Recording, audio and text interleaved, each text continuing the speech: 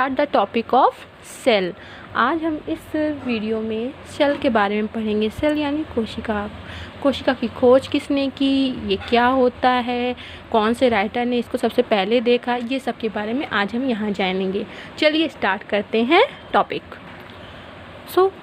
सबसे पहले तो आप जानिए सेल की खोज किसने की थी। Discovered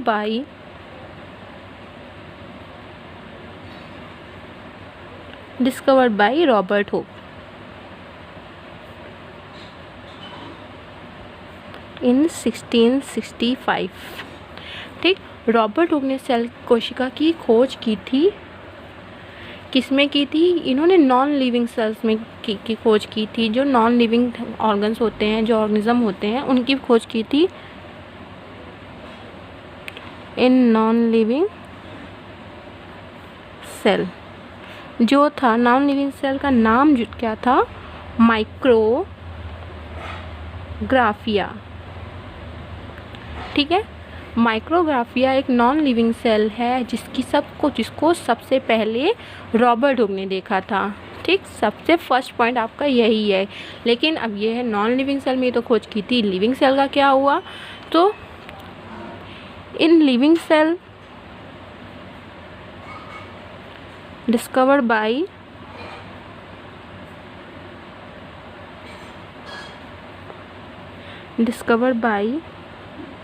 Anton von Leeuwenhoek. Anton von Leeuwenhoek का नाम सुना होगा आपने। इन्होंने माइक्रोस्कोप में रिसर्च सबसे पहले शुरू की थी।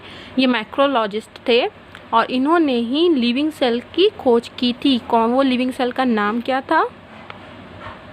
इन स्पाइरोगाइरा। ठीक, उस लिविंग सेल का नाम था स्पाइरोगाइरा। फिर अब खोज तो हो गई, एक सेल में हुई जो नॉन लिविंग थी और दूसरी सेल में हुई वो इन लिविंग थी। ठीक है, अब सेकंड पॉइंट आपका बनता है कि जो भी ये सेल थी इनकी थ्योरी किसने दी? तो एम.जे. सैकल्डन एंड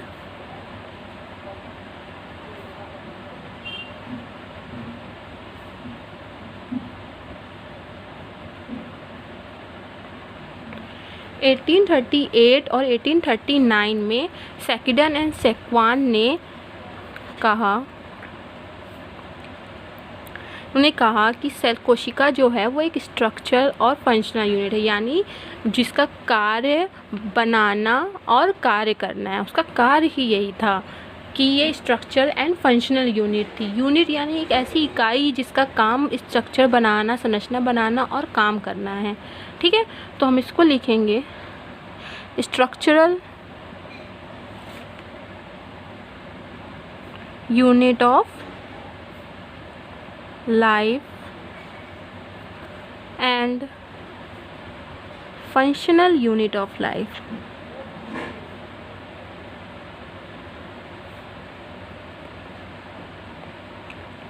बट ऐसा हमेशा होता है जब कोई साइंटिस्ट कोई अपना मत देता है तो अक्सर उससे दूसरा साइंटिस्ट उसको अपवाद कहता है, उसको वो नहीं मानता।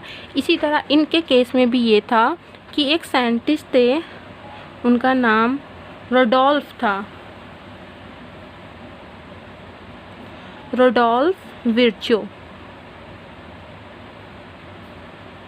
इसने क्या किया था? इन्होंने इस थ्योरी को एक्सेप्ट नहीं किया, नॉट एक्सेप्टेड दिस थ्योरी या statement.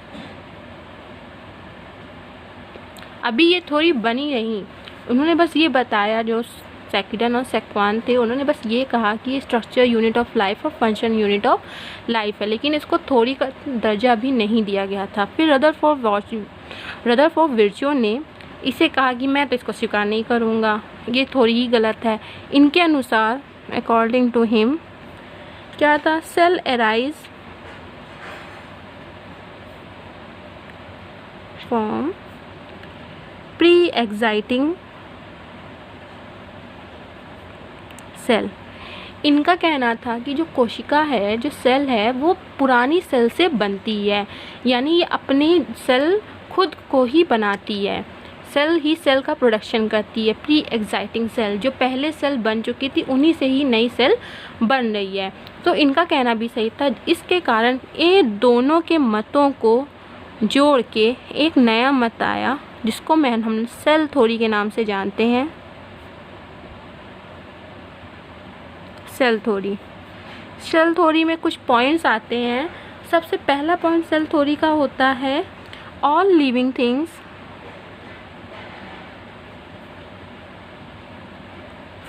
form are made of pre-exciting cell, कि प्रत्येक जीवित कोशिकाएं अपने जैसी एक और जीवित कोशिकाएं बनाती हैं। दूसरा आता है, the cell is the smallest unit of life. ठीक,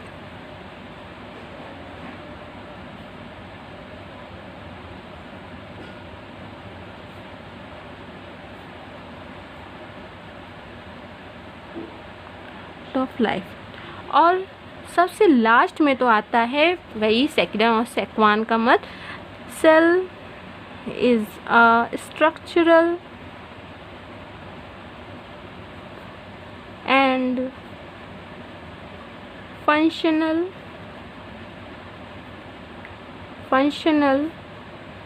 यूनिट ऑफ लाइफ। ठीक, ये 3 मत को रखा गया सेल थ्योरी में, और ये 3 मत ही बहुत इम्पॉर्टेंट है सेल की। अब जानते हैं प्लाज्मा मेम्ब्रेन की हाइपोथेसिस के बारे में, कि प्लाज्मा मेम्ब्रेन का इन्वेंशन कैसे हुआ। तो प्लाज्मा मेम्ब्रेन को सबसे पहले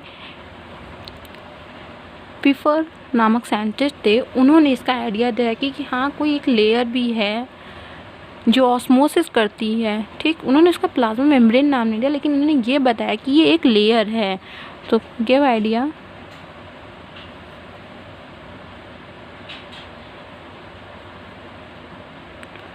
of plasma membrane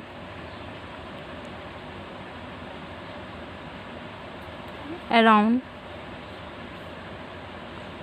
cell, because it's have a osmotic pressure. It's have a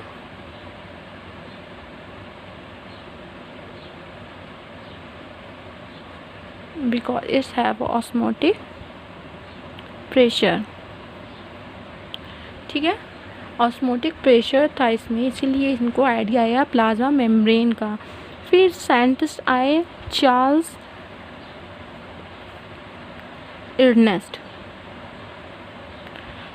इर्नेस्ट Everton ने 1895 में इस प्लाज्मा मेम्ब्रेन को इस जो प्लाज्मा मेम्ब्रेन का स्ट्रक्चर था, कहा कि ये ऑयली रूप में है।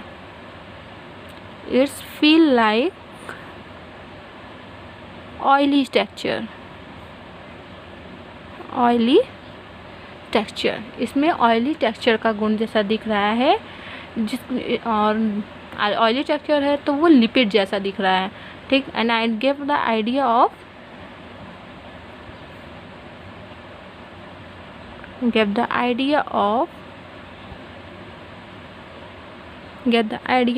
लिपिड। ठीक, ऑयली टेक्सचर होने के कारण ही उन्होंने इसका एक आइडिया लगाया कि वो लिपिड भी हो सकती है, जो भी प्लाज्मा मेम्ब्रेन है वो लिपिड का ही बना हो सकता है। अब इस मेथड के आधार पर दूसरे साइंटिस्ट ने एक और खोज किया, जिनका नाम था गॉल्टर एंड ग्रैंडल।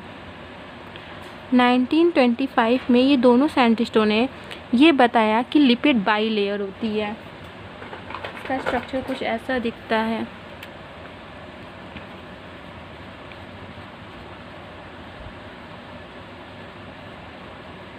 इनके अनुसार लिपिड जो है वो केवल बाई लेयर होती है और उसमें कुछ नहीं होता। प्लाज्मा मेम्ब्रेन बस ऐसी ही दिखती है, लिपिड की 2 लेयर। इसको क्या नाम दिया उन्होंने? Lipid bilayer. ठीक, फिर दूसरे साइंटिस्ट ने J.R. Denly and H. Deviation 1935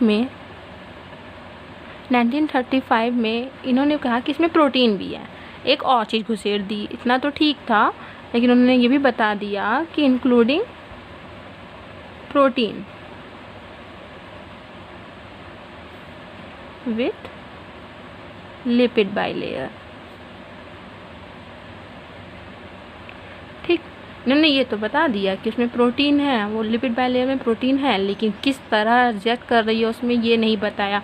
उनका कहना था या फिर लिपिड, 2 लिपिड हैं उसके बीच में भी प्रोटीन हो सकता है, जैसे ये 2 लिपिड हैं, ये दोनों लिपिड के बीच में भी प्रोटीन हो सकती है, 2 लिपिड के ऊपर भी हो सकती है, नीचे भी हो सकती है, लेकिन उनको पता कंफर्म नहीं था कि लिपिड है, लिपिड के आसपास प्रोटीन एग्जिट कहाँ कर रही है, इसलिए ये मेथड भी ज़्यादा एक्सेप्टेड नहीं था। फिर एक और साइंटिस्ट आए जिनका नाम था J.D. रॉबर्टसन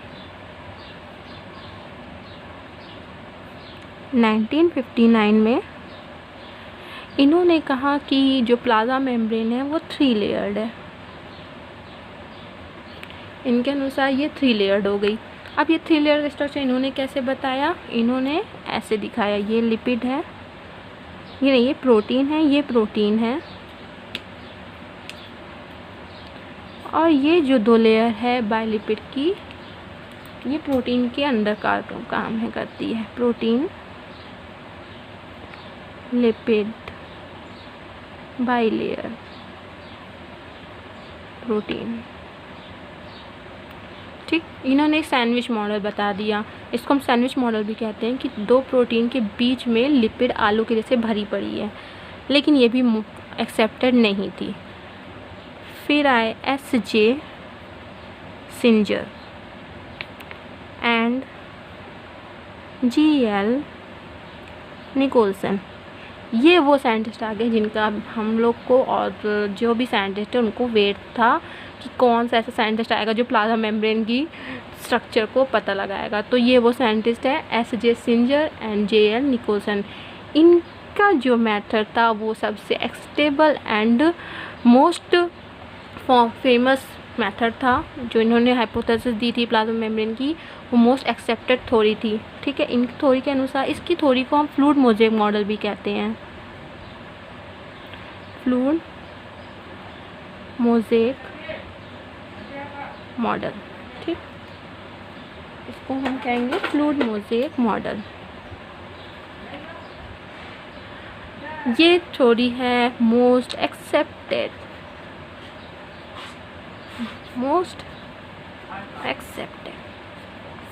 ठीक, इसी थ्योरी को मोस्ट एक्सेप्टेड माना गया क्योंकि इनके अनुसार प्रोटीन अंदर भी है, बाहर भी है, और लिपिड बाई लेयर है जिसके अंदर प्रोटीन धसी हुई है और प्रोटीन एक बाहर हुई है। इसके डिटेल में हम बाद में पढ़ेंगे नेक्स्ट वीडियो में, जिसमें आपको फुल डिटेल मिलेगी फ्लूइड मोज़ेक मॉडल के बारे में। अगर आप जानना चाहते हैं फ्लूइड मोज़ेक के मॉडल के बारे में तो go to the description box and hit the link of this video. So thank you friends, see ya.